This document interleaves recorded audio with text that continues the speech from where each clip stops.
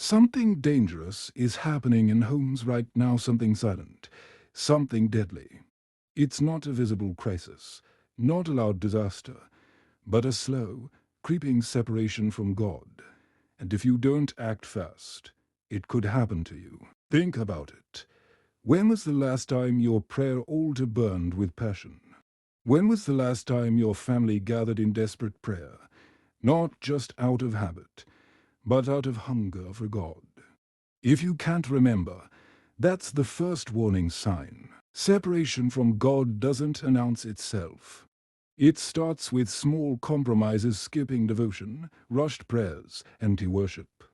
Then one day, you wake up feeling spiritually dry, distant, and vulnerable. The enemy's strategy is subtle but effective.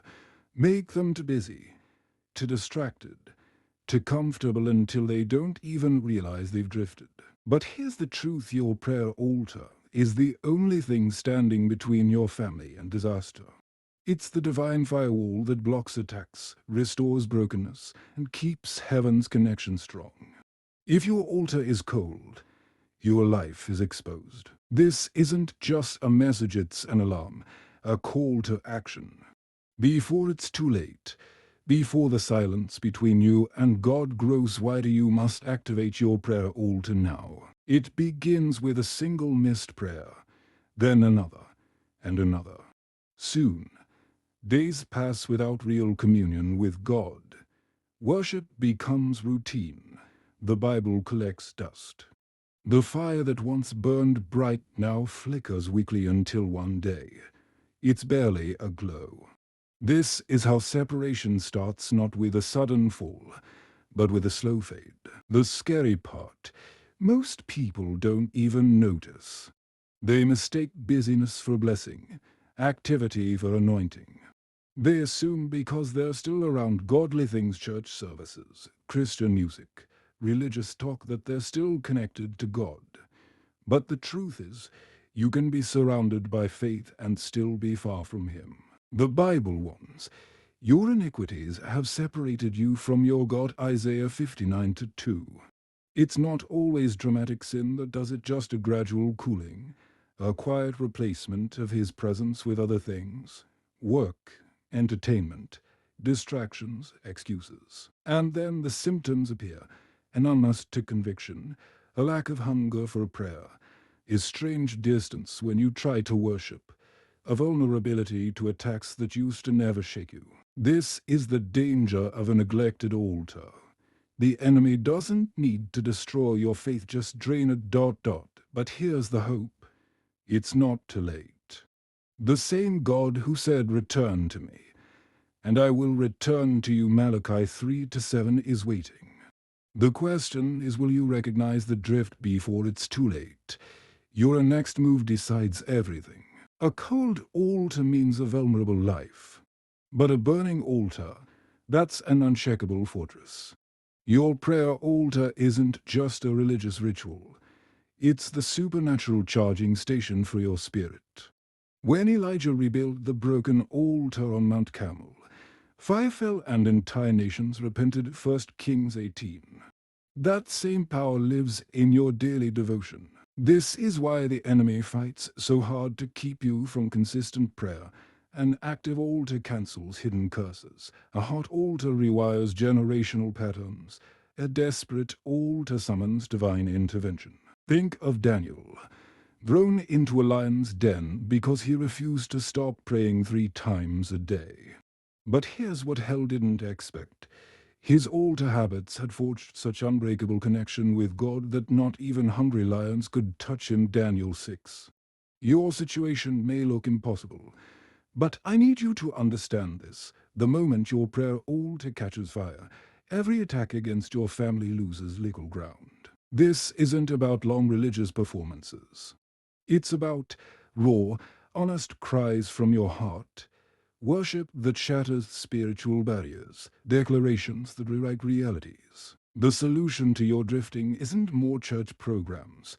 It's reigniting the altar where God meets you face to face. When was the last time you prayed until heaven answered? Until strongholds broke? until your home felt like holy ground again.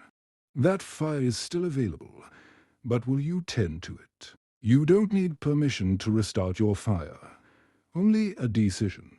The difference between a powerless prayer routine and a world-shaking altar comes down to these three explosive elements. Master them, and watch hell panic as your spiritual authority comes alive. 1. The habit that breaks chains: consistency. Elijah's altar didn't catch fire by accident. It was built with precision. 1 Kings 18:30-32. Your breakthrough waits on the other side of scheduled and compromised prayer appointments, not when you feel like it, not when it's convenient. Daily. Set a sacred time and guard it like your life depends on it, because it does. 2. The fuel that triggers fire: desperation. Empty religion recites prayers. Real altars demand answers. When the Shunammite woman gripped Elisha's feet in desperate faith, resurrection power woke her dead son. 2 Kings 4:27. God responds to holy violence. When you pray like you're starving, like your family's future hangs in the balance, because it does. 3. The unity that shakes realms: family oneness. One praying believer moves God. A united family altar terrifies hell. When Acts 2 describes the early church praying together daily, the result was signs, wonders, and mass salvations. Your living room has the same potential. Gather them, spouse, children, relatives, and watch generational strongholds crumble under corporate faith. This isn't about perfection. It's about progression. Miss a day. Reignite. Feel dry. Worship anyway. See no change. Outlast the resistance. Your persistent prayers are accumulating even when you don't see it. The moment these three elements align in your life, heaven's floodgates open. The question isn't can God move, but will you create the conditions for him to move through you? The match is in your hands. Light it. Time isn't neutral. Every moment your altar lies dormant is territory surrendered. Every postponed prayer is ground ceded to the enemy. The crisis you're trying to avoid through busyness, it's already unfolding in slow motion through neglected devotion.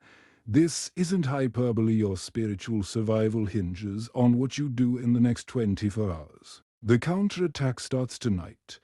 That addiction your child is flirting with. Hell has a timeline for its escalation. That marriage tension you're ignoring. The enemy has scheduled its breaking point. That financial trap.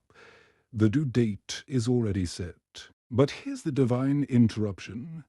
One night of furious prayer can dismantle years of demonic plotting. When Paul and Silas prayed at midnight, their chains didn't gradually loosen. They exploded off at once. Acts 16:25-26. Your breakthrough doesn't need months of preparation, just one uncompromised encounter at the altar. 3 midnight decisions that change everything. Point 1. The bedroom altar. Before sleep claims you, claim your household in prayer. The enemy's most destructive work happens when watchmen sleep. 2. The dawn interception. First light prayers ambush the enemy's plans. Rise before your problems do. 3. The family war room. Gather them now, not when the crisis hits, but before it dares approach. This is your Moses at the Red Sea moment. The waters won't part while you're still debating whether to lift your staff. The miracle begins when your knees hit the floor. Hell fears nothing from comfortable Christians, but one determined believer at a white-hot altar. That's an extinction-level event for darkness. The match is in your hand. The oil is in your vessel. The promise is in your blood-bought right to prevail. Burn or be burned. Pray or be prayed. The choice has never been more urgent or more yours.